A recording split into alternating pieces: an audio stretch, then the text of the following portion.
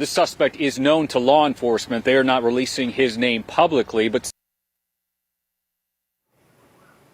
I say was because he is now dead. That after this elite FBI hostage rescue team stormed the synagogue behind me in an attempt to rescue those hostages. Now, this whole ordeal started earlier in the day as the synagogue was undergoing its Sabbath services. There were congregants who could watch what was happening on a live stream as this man came into the building. He was ranting and raving. At one point, an FBI crisis negotiator made contact with this suspect. That as law enforcement flooded this area here behind me. Those negotiations went on throughout the day. At one point, one of those 4 hostages was released, but it was around 9 p.m. last night that the FBI ultimately made that decision to launch that team that had come in from Virginia.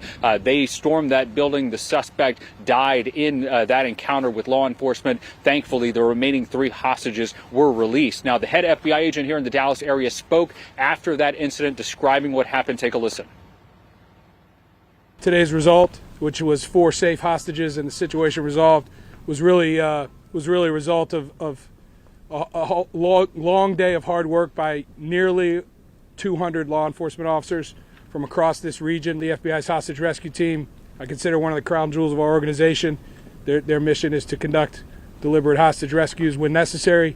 In this case, we had a necessity for that, and they were successful. Very proud of them.